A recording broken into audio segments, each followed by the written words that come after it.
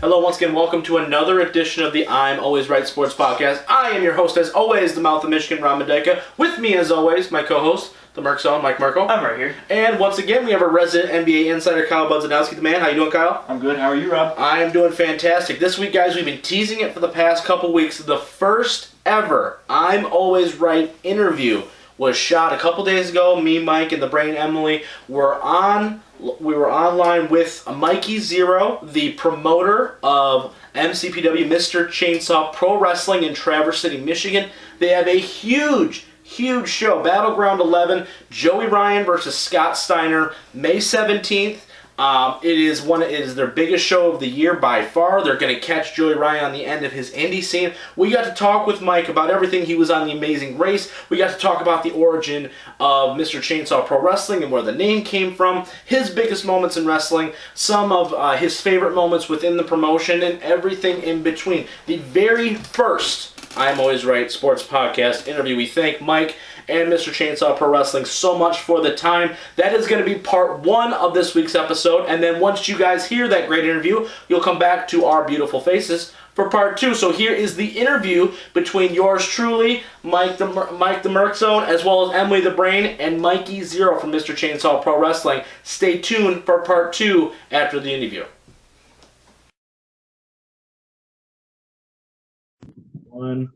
Hey guys, this is the Mouth of Michigan, Rob Dyke, along with the Merc Zone and the Brain. I am here, and we are interviewing Mikey Zero, the promoter of Mr. Chainsaw Pro Wrestling.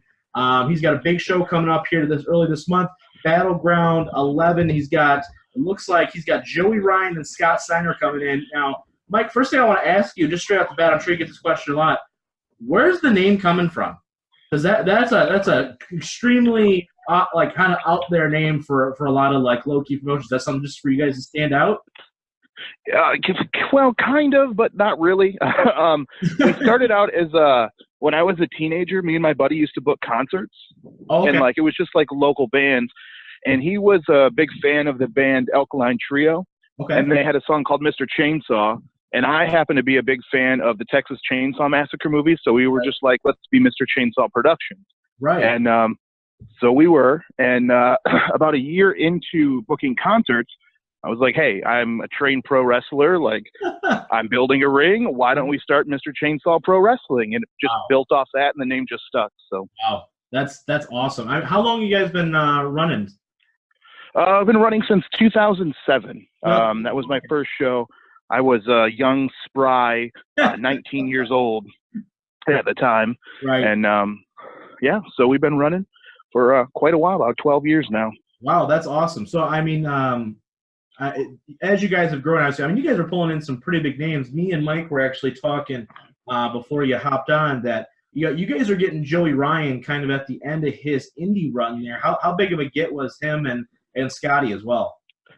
It was. I didn't know it was going to be the end of his indie run when I had booked him, but I'm kind of glad that I got the chance. I've been asked, multiple fans and some of our sponsors even have been asking for 2-3 years. You should get Joey Ryan up here, and I've always kind of thought, we do have family-friendly events. There's children in the crowd, and I always kind of backed off. But I'm like, I may as well just bite the bullet, go for it, try to book Joey.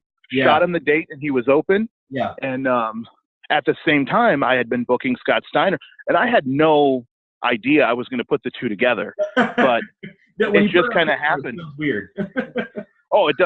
And that's what I was telling. I have a couple of buddies that help me out throughout the years, and I was like, I'm just going to go for it. I'm booking Joey Ryan, Scott Steiner. We got them both on the show. We may as well.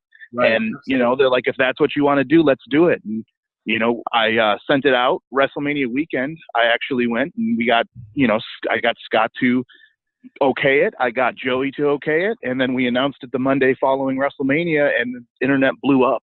Right. Absolutely. It was crazy. When you guys followed my personal account, I reached out to you guys pretty much immediately, because when I saw that on paper, I was pretty stunned. I was like, that is a clash of styles if you ever saw one, right? You going from super old school. Oh yeah. Really like a trendsetter on the indie scene for so long now. So it's an extremely intriguing matchup. Oh yeah, for sure. And I had just seen, on WrestleMania weekend, AIW ran a show in New Jersey, and they had booked Scott Steiner versus Hornswoggle. So I was like, you may as well give it a shot. Yeah, absolutely. You mentioned too that you're a wrestler yourself. Are you still active on the roster? No, I haven't wrestled in about over a year now. It was February of 2018. I had my last match. Well, my last match for the time being. I never say never, but Right. we did a big last man standing match, and there's this balcony in the venue we run, the East Jordan Civic Center, and I was like, you know what? I'm going off the balcony. Like, that's going to be the finish to this match. Yeah. And I'm a 300-pound guy, so that's unheard of. So we did the set up 4 tables. Sure enough, I fell off the balcony, and I was like, that's a good time for now. Yeah, to kind of write myself out and focus on promoting. But you never know in wrestling. I could be in the ring next month again. You just never know. Yeah, so. That's Mike's over here dying because awesome. Well, it just takes somebody to know, so-and-so didn't show up or can't make the show. Well, I got my gear. I may as well go in the ring and let's do this again. So yeah, let's do it, right? Absolutely. I mean, that's a commitment to anything. Are you the booker as well as the promoter? I know sometimes a lot of companies kind of keep it all in-house, or do you guys have kind of like a hodgepodge, a couple people that are kind of doing that, or are you alpha and omega in that regard? Well, I mean, I pretty much handle everything hands-on, but my boy Mike Z, not to be confused with myself, Mikey Zero. They think we're the same person. Yeah. But my boy Mike Z, he's been there since pretty much day one. And I'll shoot ideas by him, or if I come up, I'm drawing a blank, I'll pass it to him. He'll help me out, and he's really good with kind of putting together how the show's going to be from top to bottom. I'll make the matches. This is who I have, and he'd be like, well, it would make sense for this guy to do this in this match and progress his story that way. So he's kind of the brains behind the actual shows happening as you see them. For sure. And then I also have my buddy Jake Ziegler, so the 3 Z's. Jake is he's another one of my go-tos, like, hey, I need help with this. I need an idea for this. So, right. Or they'll shoot me ideas, what do you think of this? Or, let's bring in this guy. And so, I mean, I try to keep hands-on with every single thing I can, but they'll help out where they can in social media and stuff like that I just kind of slack on, or I get too crazy. So one thing, I mean, I've been a lifelong wrestling fan. Mike joined on a little bit later in life, and Em has only joined since she started dating me. So, but okay. One thing I've always kind of been interested in is, as far as with the independents, without mainstream TV or without a heavy presence where you guys are constantly getting young fresh faces plucked from you, kind of thing. As far as storyline goes, do you find it difficult or easier to kind of map out an entire arc of a story? Because WWE, TNA, even Ring of Honor, some of these local guys, where it's easy to kind of map out an arc, a whole story, because you've got TV to tell it, right? Where do you guys just have such a devoted fan base to where it's easy and people are familiar with your guys, or is it more challenging because you kind of always have a cyclical process of talent kind of coming and going as they kind of please? It is pretty difficult because, as you said, like, the talent will come and go as they please. And you might have an event where, okay, well, we're going to book this match and we're going to have so-and-so interfere, and then we're going to set up the match for the next show. And then all of a sudden the wrestler that interfered in the match was like, oh, well, I have another booking that day, or I can't, that is happening a lot. There's just so many promotions in Michigan. Yeah. I mean, we just happen to be like one of the only ones up in northern Michigan, like down in Detroit and, Flint and those areas. There's so much going on. So it's hard to, tack down your guys. You have to book your dates out almost, 3-4 months in advance to make sure you get the guys if you want a story. That being said, we do have a very loyal following and loyal crowd to where, they know who everybody is. They know the stories that are going on. And we try to keep them satisfied to where there are some angles and there are storylines, but also at the same token, we get new people in at every single event. And Battleground's going to be, we're going to attract different people from, as far as Detroit coming up. Yeah. So we give them a little bit of, not too in-depth storylines, but kind of just to be familiar with who the wrestlers are and, not overcomplicate things. So, right. Do you ever get any pushback from any of the talent, especially your guys, who your champion is and everything, where, like, is it always kind of like the de facto, okay, he's been in WWE, or he's been here, he's been there, they're automatically at the top of the card? Or is it kind of more like we're still going to value the fact that our homegrown, our talent that our fans know and enjoy, are always going to kind of be, taken a little more seriously as far as storylines go? Well, yeah, I mean, our guys are very, they're super loyal to me, and they're very, cool with everything I book, and I always try to take care of them. Yeah. I've booked a match or booked a wrestler where I'm like, hey, your story is going to be this or whatever. I'm always making sure that they have a reason to be wrestling, whether it's the top of the card or the opener. Everything makes sense. And, I've never really had anybody, any pushback from any of my guys as far as bringing in some ex-WWE guys or, when I told my guys like, hey, Joey Ryan and Scott Steiner are going to be the main event of the show, we're putting them together. I mean, they all got a huge pop in the locker room. Like, that's what they wanted to hear. Like, yeah, let's do it. I don't care if I don't get to wrestle Joey Ryan or Scott Steiner. Put that match on. That'll draw people in. And so, everybody's super cool. Too, right? What's that? It gets them exposure as well, right? I mean, you got two big names. Oh, exactly. I mean. Oh, yeah, for sure. And I mean, a lot of, you'll see a lot of smaller indies are, like they'll bring Scott Steiner in and they'll have him wrestle one of the local guys and help put the local guy over, which we've done in the past with, some of the names we've used, like, Cody Rhodes, Goldust, stuff like that. Right. But at this point in time, it's just, you're going to get a lot of exposure because this match is so absurd. People are coming from everywhere in the state just to see it, so they're going to sit through the rest of the show, and they're going to be entertained. Like, and that's one of the things that I really strive for with the crowd and new faces is, okay, well, you're coming for this match, but you're going to be blown away by everything that comes before it as well, and you won't even expect it. So that's another thing too. You mentioned some of the other guys that you brought in. When was that? Excuse you, M. When was the breaking point for you guys as far as being able to break into that kind of the crowded group? You mentioned there's so many local groups here in Michigan, XICW, MPW, Pro Wrestling All Stars. There's so many different subgroups of guys that are running, but you guys, I've noticed that you guys have been able to bring in quite a few top talent, that are either on their way down or on their way up from the big show, quote unquote. When was that first time? Yeah, I mean, guys. I mean, as soon as we started, basically, Okay. I didn't know what I was really doing in 2007 when I started booking. But I mean, I quickly found out. But the first show in 2007, we brought in Zach Gowen, who I was watching as a teenager in high school, and I was a huge fan of. I'm like, he's from Detroit, let's get him. And it just, it worked out, and that kind of became the starting point for our Battleground events to bring in, at least one big name if we can for every Battleground. Wow.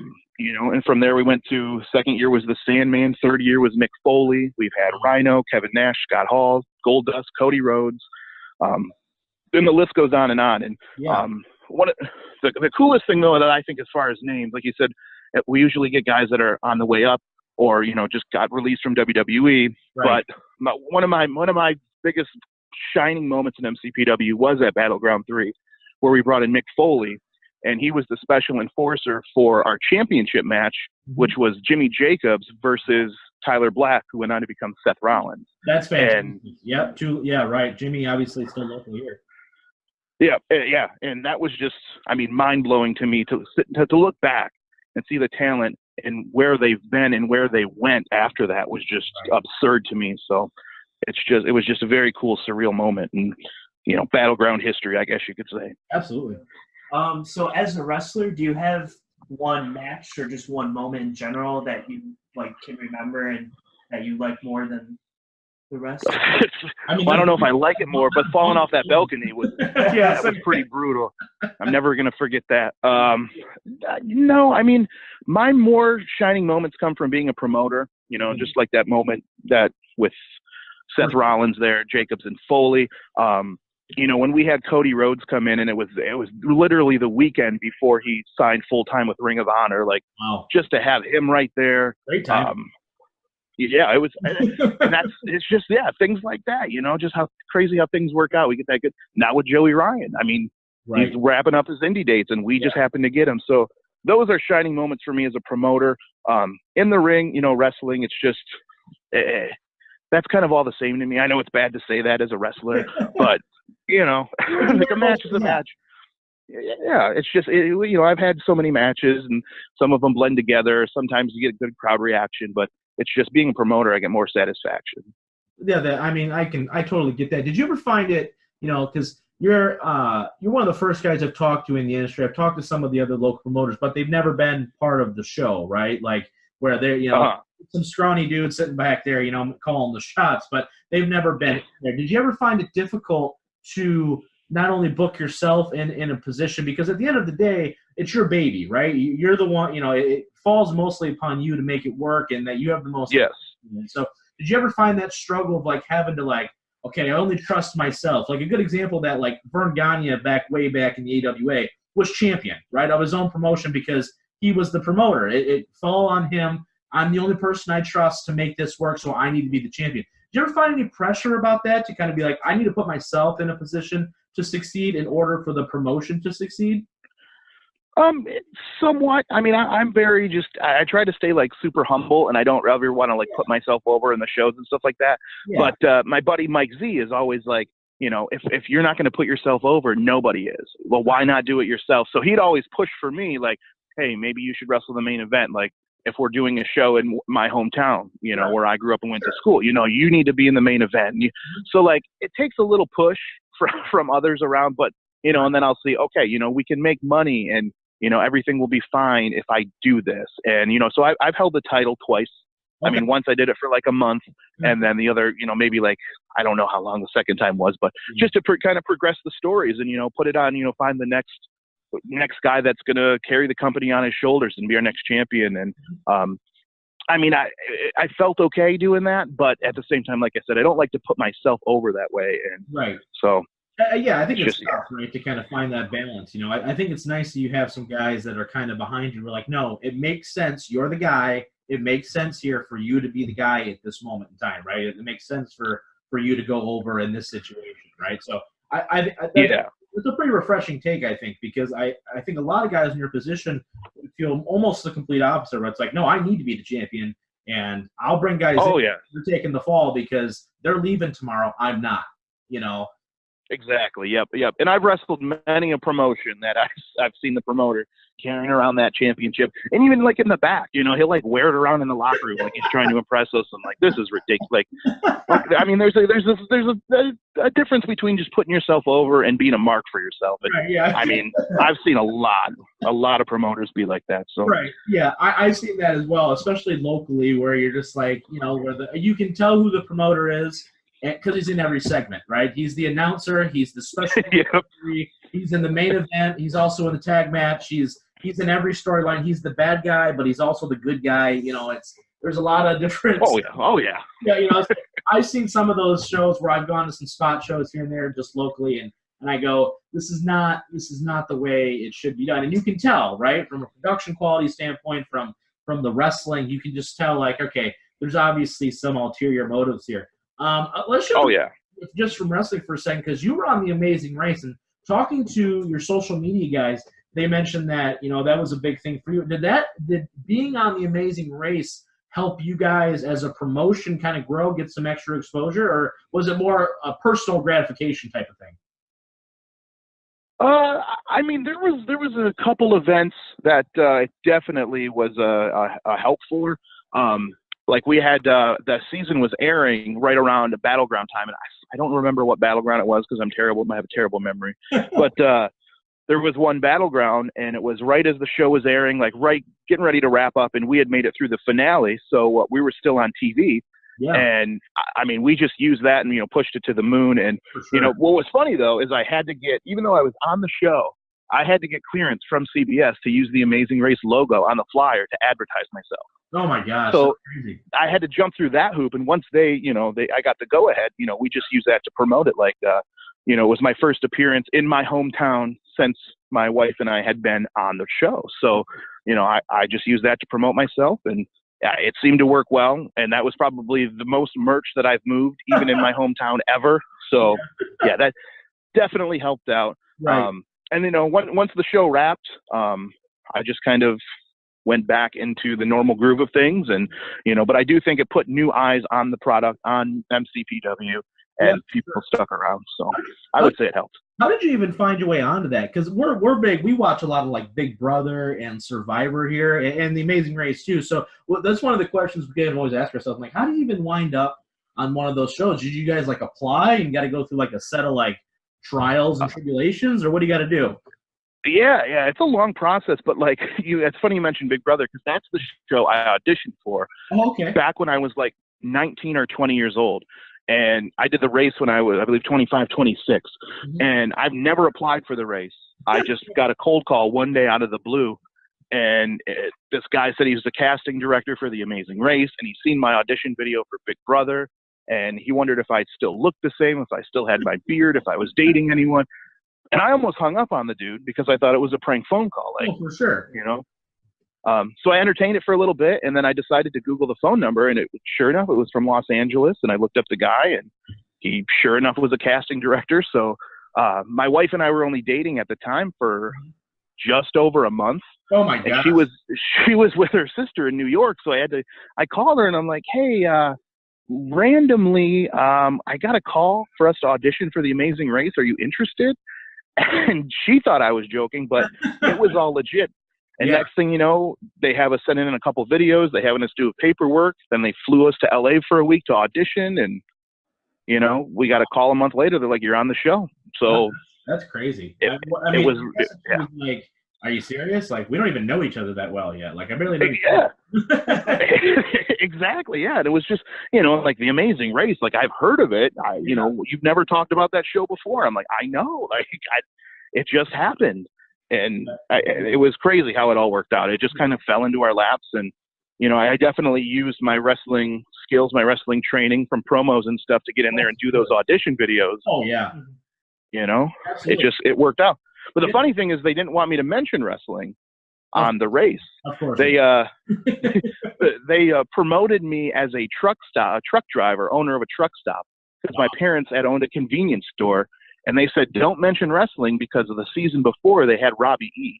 and Brooke on. Okay, I got you. So they wanted me to stay away from that completely. So they kind of just took like the stereotype, like, oh, he's a big guy with a beard. He has tattoos. His girlfriend has tattoos.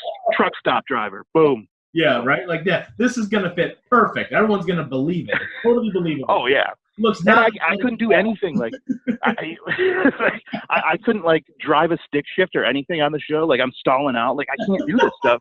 You're trying to promote me as a trucker. Like, I can't even drive this. So, I mean, I don't know if it backfired on them, but whatever. I'll play whatever character you want. Oh, man, that's awesome. All right, a couple more quick things here, and then we'll let you get on with your night. Who are you trained by? Because I know a lot of guys in the area. You know, HOT is a big one, the House of Truth by Truth Martini. That's a big one. I know they used to supply like rings and stuff, Ring of Honor when they were here. Did you go somewhere else? Did you train locally, or who were you trained by? Yeah, I was trained at the Electric Company by a wrestler named Eric Freedom. He did a couple of job spots back in the day, WWF in the early 90s and stuff. And he had a school not too far from my house. And so I started going there, and there was one of the students there was named Gary the Freak. He was only a few years older than I was. And he really kind of took me under his wing. And I give him also a lot of credit for training me and helping me, you know, learn the basics. For sure. And, you know, so that's where I got my start. But I really want to credit like a lot of seminars and being around wrestlers like Jimmy Jacobs. You know, I started booking him since, you know, my first show. Right. Josh Abercrombie, who's now Josh Raymond. He did a little stint in Ring of Honor. I was around him a ton. CJ Otis, I was around a lot. So just being around these guys and, you know, soaking in their knowledge and asking them questions, that is what I think furthered me more, you know, as a wrestler and a promoter, not just the basic training to learn your headlocks and bumps and stuff. Yeah. You know, getting to sit in Zach Gowen's house, you know, and sit there and talk with him on the couch about just wrestling. Like, my 13-year-old mind was blown. So. Yeah, of course, right. You immediately went back to the time where you're like, dude, I know this guy. Like, he was on my TV yesterday. Yeah. Now he's making me a grilled cheese. Like, it was crazy stuff. So, yeah, just picking people's brains that have been places and that have done stuff was just a huge help all around. Oh my gosh, I can only imagine. That's so awesome. All right, man, I really appreciate the time. Mr. Chainsaw Pro Wrestling, Friday, May 17th, Battleground 11, Scott Steiner versus Joey Ryan. Mike, is there anything else you want? Any other plug you want to get in while we're here? Just Emily, is there anything? No, I think he's asking Yeah, I'm talking about this mic. We don't not have you, anything Mike. to plug, Mike. Mike Zero, you got anything else you want to plug while you're on the show, man? The floor is yours. I just want to let everybody know, follow Mr. Chainsaw Pro Wrestling on Twitter at MCPW Online. We are also on Facebook. Just search Mr. Chainsaw Pro Wrestling. All the updates are there. We have a great social media team trying to keep everybody updated on our events. Yep. Or if you want to follow me, it's Mikey Zero at MIKEYZEROE.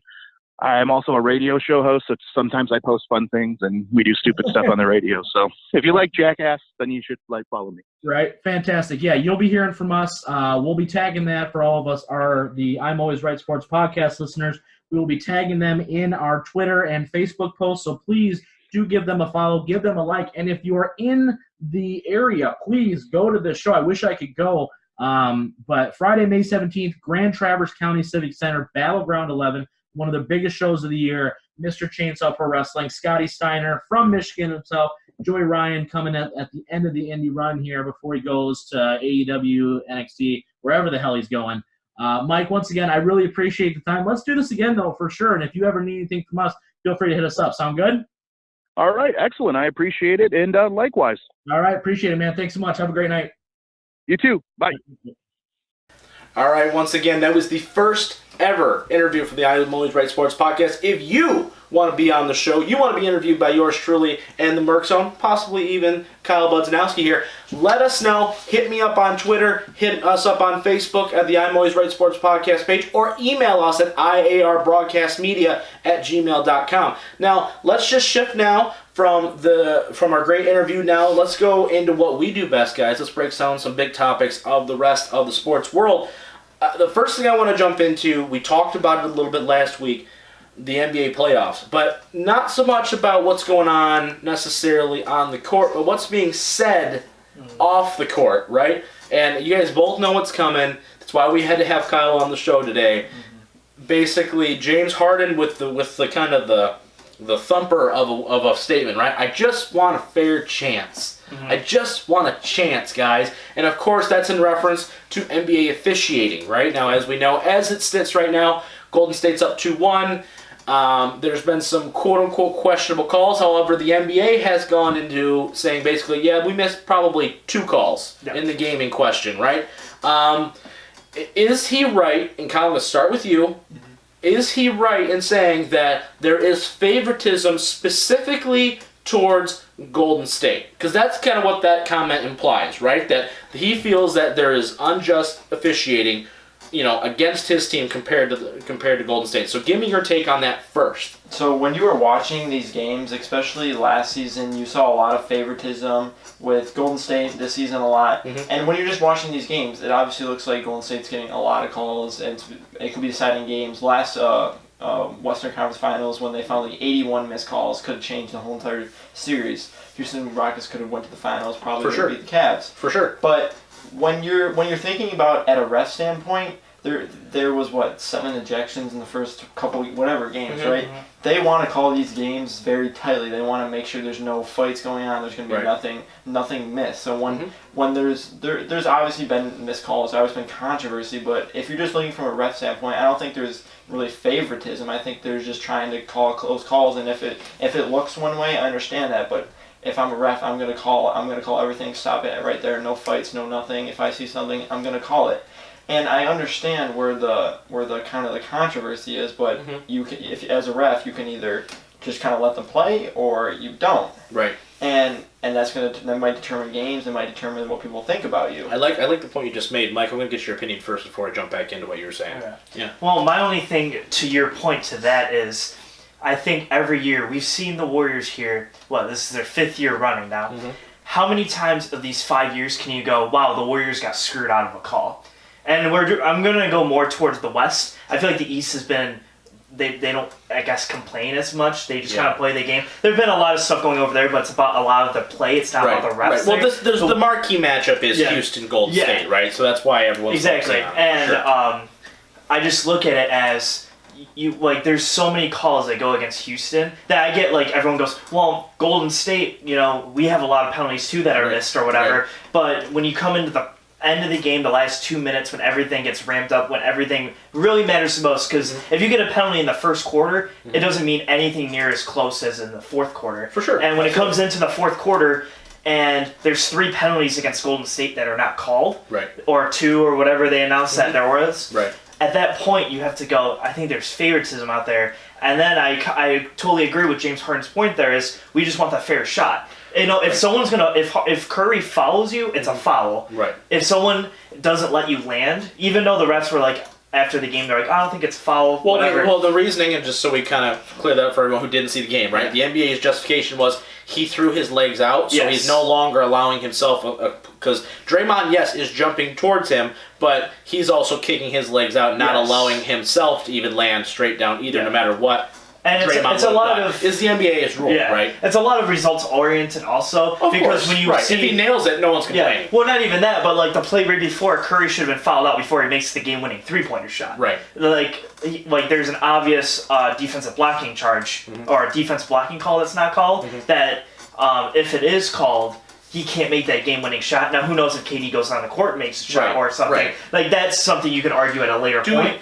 Now, I'm going to be devil's advocate here just for a second here. I want to start with Kyle's point, right, where, you know, he wants it. I do think the biggest problem the NBA is having is the consistency and how frequent the calls are, right? Because I think what we're seeing here is a lack of, like, what Kyle's saying is they're going to call it tight or they're going to let him play. Yeah. There needs to be one or the other. It can't be one ref is going, you know, no, that was cool, but then I got another guy, every time somebody breathes on another guy, he's calling for it. You know what I mean? So I do think that there needs to be some more consistency in the whole rate of play, right? The whole, like, okay, you know what? There's going to be a little more physicality. We know these teams don't like each other. We're going to let them go with it a little bit more rather than half the time we're going one way and half the way we're going the other. You know what I mean? I do agree with that. Well, I'd be okay if before the game, you know, because the superstars can go talk to the refs and like, hey, if I do this, will you call it? But apparently the ref, Harden said for game 2, would just, like, whatever, and just would walk away from Harden and not even tell him what he's going to call or not. That's something that's solely unfair. Like, you have to, if he's going to be like, hey, if I shoot and he jumps at me, like, are you going to call it or not? Because then it's going to imply if you're going to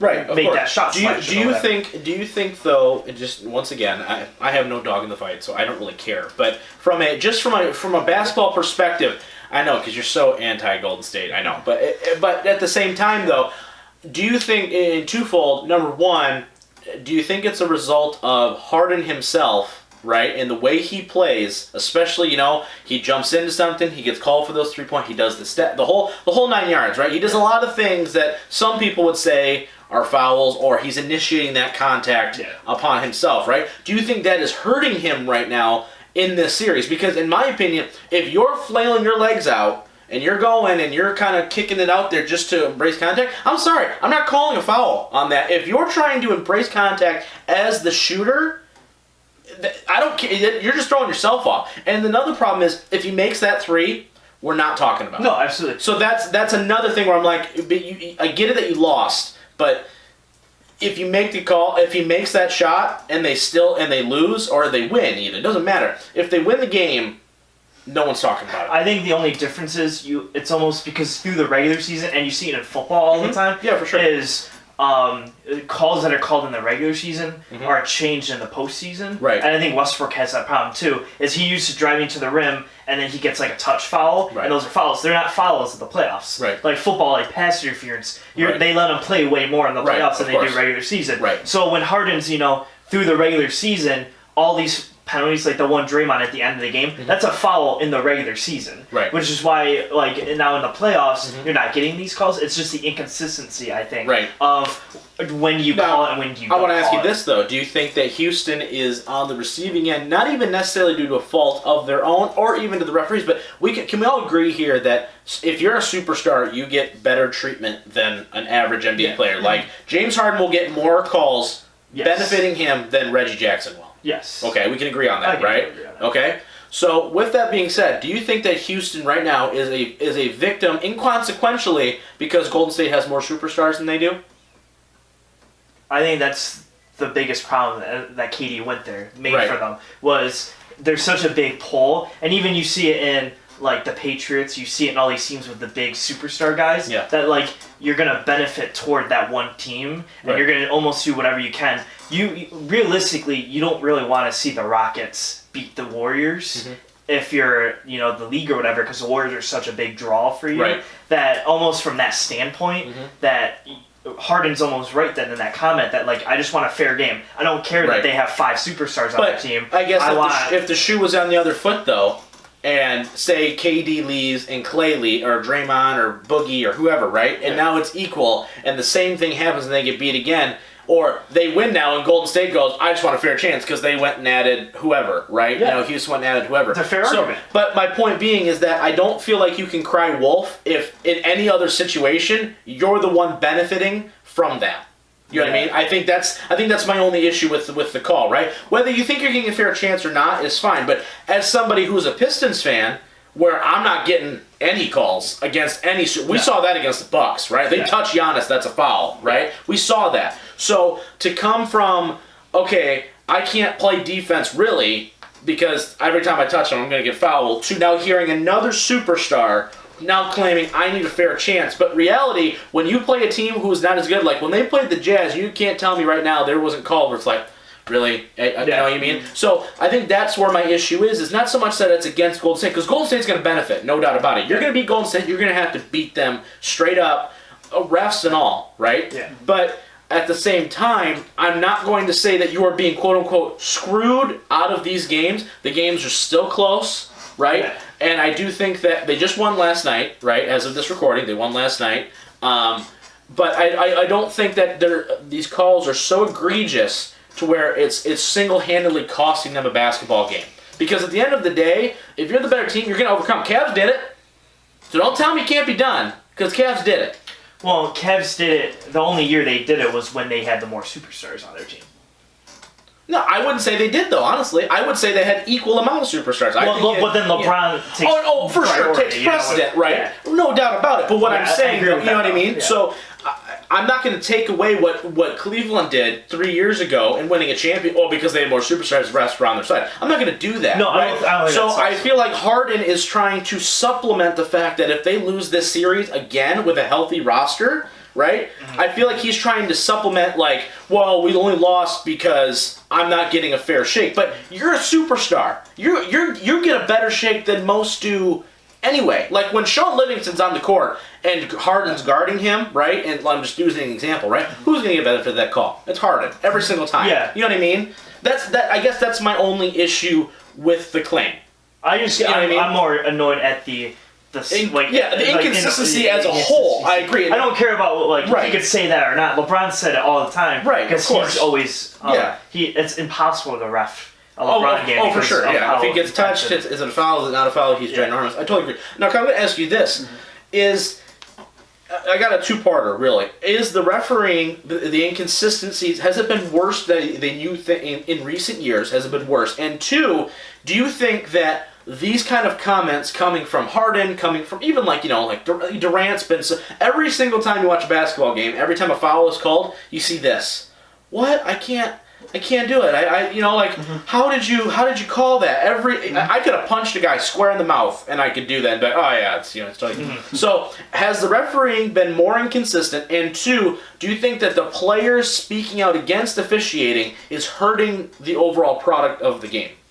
I think, especially this season, a lot of the inconsistency is, and with James Harden complaining about it, is coming from his own performance. When you went on that how many days and months when he scored over 30 points, he was shooting like 20 free throws. Like he was making 20 free throws a game. Right. He was getting these insane calls, and the league got a lot of SHIT from it. Right. All the refs, and they were getting. I love how you spelled it out. That's perfect. Sticking right to the theme. I love it. But they were getting a lot of calls. Yeah. So coming to the playoffs, the league is already getting crap from a lot of people for these calls, no calls, whatever. Mm-hmm. So you have the Warriors, which we can obviously all agree on that the rest they're going to get calls. Of course, superstars. Yeah. And then you have James Harden, who they know that if they start making whatever calls on whatever his play, kicking his legs out, then they're going to get more stuff for it. So I understand James Harden why he's complaining, but you also have to know what circumstances you're complaining about. If you have Golden State Warriors and how you play the game, Mhm. And what was the second question again? I was thinking, is these teams, right? Because you've even had like Steve Kerr's come out, D'Antoni's come out. Coaches, players are coming out and saying the game needs to be officiated better, right? Like there's an ongoing. Every single time a call is made, I've never once been like, you know what? Actually, yeah, I fouled him. Yeah, it was my fault. You know what I mean? So is that ruining the product as a fan? Are you like, oh, can we just move on, or can we just play the damn game without 55 free throws a game? You know what I mean? Because I feel like that is hindering not only the rate of play, but also like I feel like it's taking some of the we're all pretty big defensive guys here, right? We like a good, that's why the Pistons were so fun to watch, right? In 04, because no team scored like 100 points on them. It was crazy, right? Now, you're never going to see that again with the way things are, right? So is it ruining the product as a whole, and it's not making it a well-rounded game? It's just all about, all right, whoever can hit more threes than that night is going to be the best team. Well, I think regardless of if they're going to call it strict or let them play, I think there should be a more clear, like they should make it clear. We're gonna call it strict. We're gonna make sure that no fights break out, or we're gonna let them play because these are two high quality teams. For sure. So if you make that distinction prior to the game, at least even if everything's gonna be called against, they're not letting anything through, and all the rest, because there's been times where one ref is calling everything, one is letting them all play, and that's where a lot of anger comes from. So if you make it clear what they want to do and what they're going to call, if they're going to call it a lot or not, then it would take away a lot of anger because people know what to expect, right? And they don't have to. Yeah. Mike's same question. Do you think this is hurting the game overall? Do you think that this is kind of, this because there's so much scrutiny around the officiating right now that I think that everyone's got a case necessarily to say that I wouldn't say it's like ruining it per se. Yeah. I don't really mind how it's being played. One thing I wish they would just get rid of, especially if you're in the playoff time, touch fouls are just like... I hate it. Like altogether though, like regular season, like as Kyle said, James Harden got his 30 points for going 25 for 25 at the free throw line. Right. Like, how about when he drives to the rim, if you just touch him on the arm, it's not a foul anymore? Right. Like, can we get rid of those? Right. And two... Not really answering your question. Or stop allowing them to shoot after the foul then too. Right? Yeah, that's drives me too. Nuts. But I think you also have to look at their shooting motion, like in warm-ups, because some of these things that say like, and some of them are egregious. Like James Harden really does kick his legs out on some of them. Yeah. But James Harden's shooting motion, he doesn't land in the same spot. Right. Neither does Curry. Curry lands on an angle. Yeah, Curry lands on an angle. Right. So if you're like, I feel like there's like a difference there where like he kicks his leg out and Draymond's coming at you. Yeah. Where that's almost like impossible to even decipher because you can know he's kicking his legs out, but then in James Harden's defense, he's going, I shoot like that. Right. So now you want me to change my shot almost. Right. Like Clay is up and down. Right. KD actually fades away when he shoots. Yes. Which is super weird. He's got the 7 feet shot at all times. Yeah. But so I wouldn't say complaining to me doesn't really ruin the game. I mean, it's because you have no idea what's a foul now because you touch the guy. Right. Like you're trying to play defense and you literally touch him on the chest. Right. It's like foul. Yeah. And then that's why you go, where did I foul him? Right. It's more of I think it's the question of like, can I not touch the guy anymore? Right. Compared to like just complaining about everything. It's more just like, what am I doing wrong? How can I fix this? This kind of thing. I'm with you. Because officiating's different every single game. For sure, absolutely. Okay, we're going to take a quick break here. We're going to come back. We're going to be talking a little bit of professional wrestling. We got some NWA talk. I know a lot little people just went, what the hell's the NWA? We'll explain everything. Do you know what the NWA is? I do not. Not the rap group. Not the rap group. Little National Wrestling Alliance, and maybe talking a little bit of some Jon Moxley action on our way after the break. Stick around. Hey guys, this is the Mouth of Michigan, Rob Mendyka from the I'm Always Right Sports Podcast. Just reminding you that we are live every single Monday at 7 in the morning on your favorite streaming services. All 5 major sports, football, basketball, baseball, hockey, and professional wrestling. I'm Always Right Sports Podcast every Monday, 7 a.m. See you there. All right, and we're back. What's this? What is this? I don't even know what this is. I was playing water. All right, okay. All right, let's jump in now. We're going to talk a little wrestling. Thanks, Kyle, for being on the show once again, filling in for Emily the Brain. Hopefully she will be back next week. We say that every week. We say that every week. I know it's like the biggest tease ever. Then she's going to come back and be like, I like apples. So it's going to be great.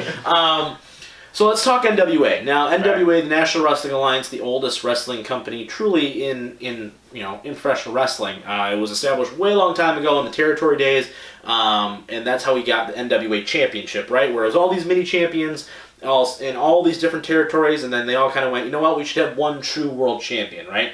The people that are most synonymous with the NWA World Championship, Ric Flair, Harley Race, just to name a few, they've kind of experienced a bit of a resurgence, though. It's been almost 20, 30 years since the NWA really meant anything, if not more than that. Where now we're kind of seeing Billy Corgan from Smashing Pumpkins owns the company, right? Where it's become a little bit more interesting. It's become more mainstream once again. They've had a couple shows. They recently just had the Crockett Cup once again, where they crowned new NWA Tag Team Champions, PCO and Brody King, which, if you're an old NWA fan, the most out-of-the-box tag team champions you could ever have are these two guys. But nonetheless, you've got a new NWA North American champion in Colt Cabana, right? The NWA Heavyweight champion, Nick Aldis, which we'll talk about in a second. But, Mike, I want to ask you, can they keep this going? Can they keep the momentum going? Because this is the first time, pretty much in my lifetime, that the NWA has ever, on its own, been like, oh yeah, the NWA is a thing again. I would say so. I think recently I've actually liked watching their last 2 or 3 shows that they've had better than some of the Ring of Honor special shows, right? Like their tours that they've been on. For sure. New Japan's still, I think, my top company right now. Yeah. But NWA is actually creeping up after the Crockett Cup. I watched actually most of the Crockett Cup, and they're starting to creep up into probably my second, other than WWE. They're like a separate thing. They're just I'll always watch them. Yeah. But like as independent companies go, they're probably ranking up around second right now. Yeah. Ring of Honor's a close third. Right.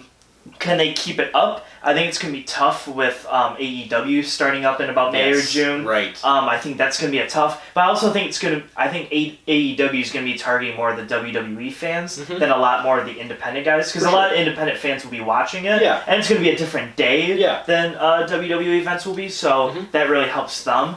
But I think as independent wrestling fans go, I think a lot of people are going to actually be starting to be tuning into NWA. And I think it's going to be a big increase. Yeah, I think the problem. I think you're absolutely right. Right, getting a TV deal, getting any sort of real television exposure right now is going to be super hard for them. Right, WWE's ratings are down, so it's already kind of making people concerned about the Fox deal with WWE. It's already making people concerned about AEW's possible TV deal. Yeah. So the Ring of Honor still does not have real permanent television mainstream cable every week, right? So Impact is having their struggles, and they're kind of on that resurgence. But I think it's great that the NWA is back.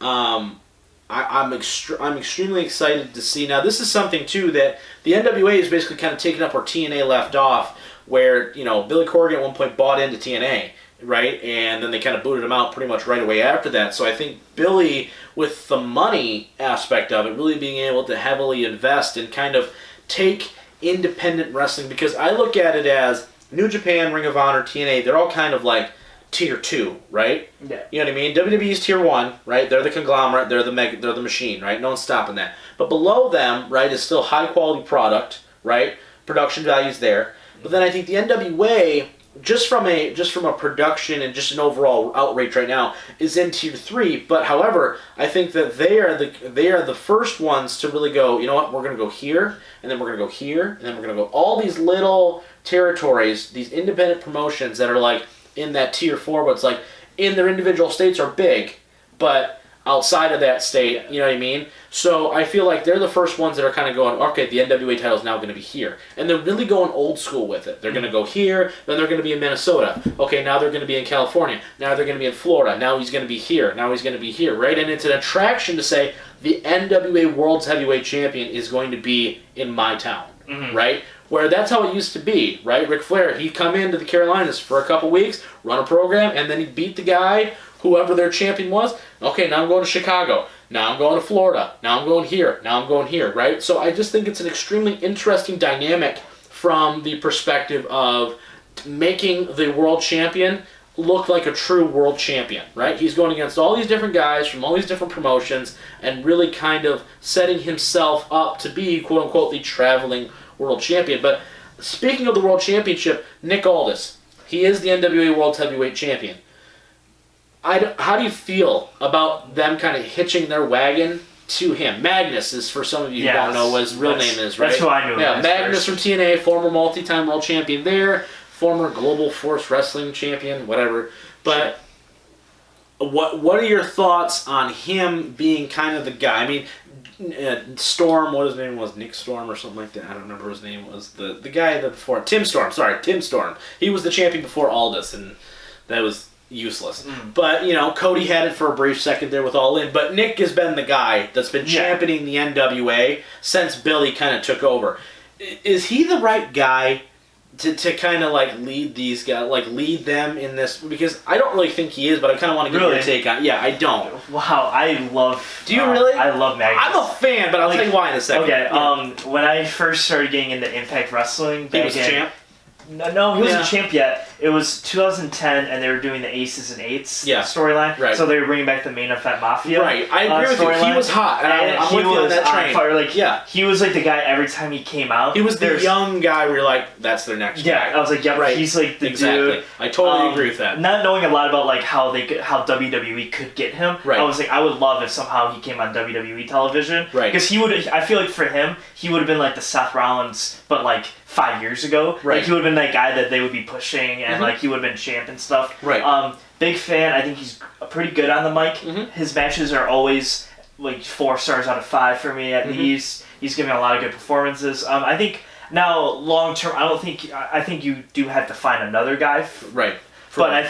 I think for a good time here, he could really help you at least bring the company up a little bit. The only problem I have with him, it's not so much the promo's fine. I think he presents himself as a champion. He looks like a champion, right? Absolutely. I think, and I'm with you. When that second Main Event Mafia run kind of happened, you looked at him, and you went, he's their next guy. Yeah. He's the next champion. He was like the Randy Orton of Evolution. Right. You just looked at, you're like, he's the next guy. Absolutely.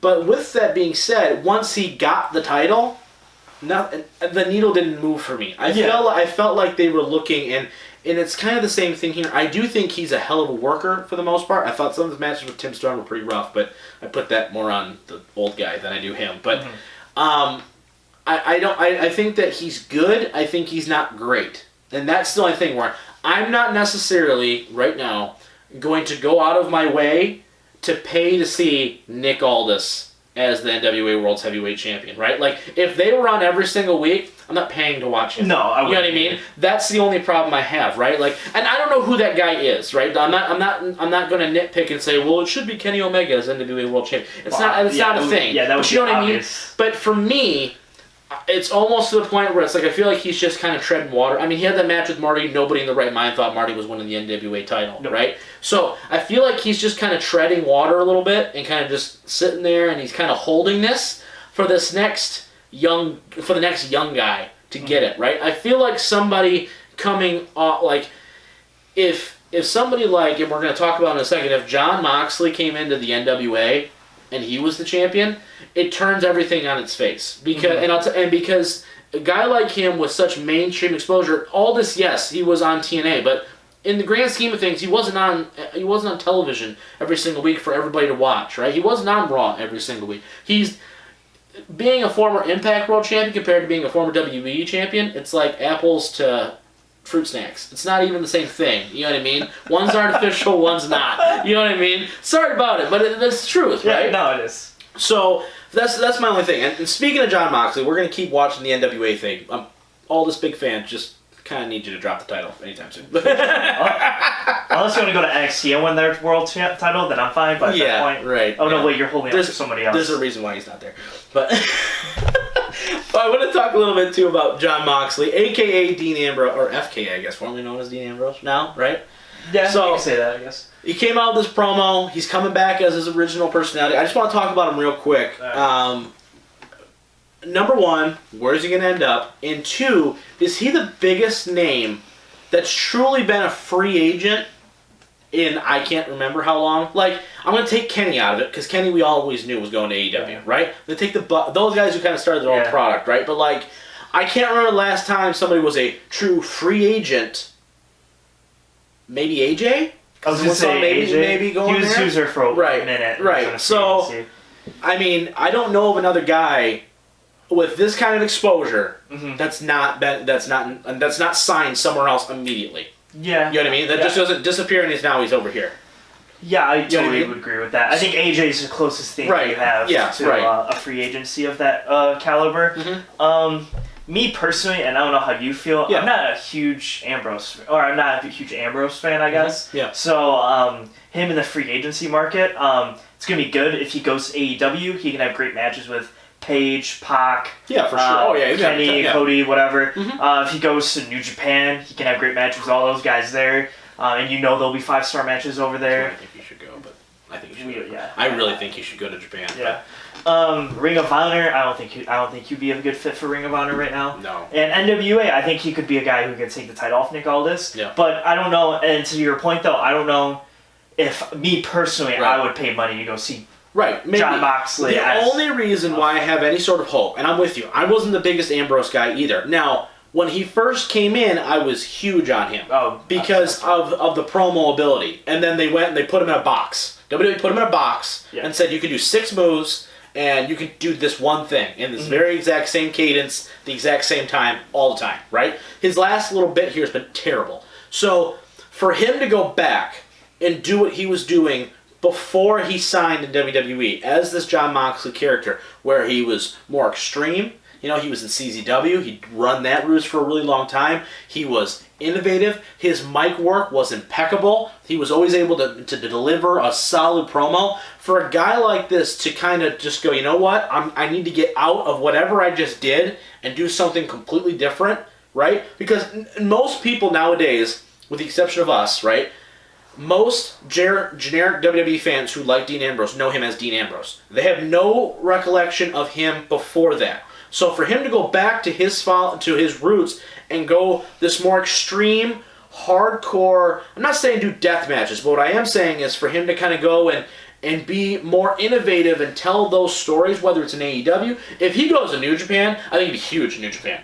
I think he would be ginormous. He could win any title there. Right. Even all 3 Pretty major much. singles. Yeah, for sure. Yes. You totally get it, right? Because he's completely different than anything else they've ever seen before. So I have a little bit of hope when, that him coming out here and going and doing all these indie events, I'm interested to see where he goes. But for him to go and make a humongous name for himself outside of the WWE, it only increases his value because he's coming back. He's going to come back to the WWE at some point. I know he's going to. So when he does, though, maybe he doesn't need to come back as Dean Ambrose. Yeah. You know what I mean? It's just a whole big thing. So I'm really excited to see that. But all right, that's going to be it for episode 23. Episode 23. Wow, been a lot of episodes.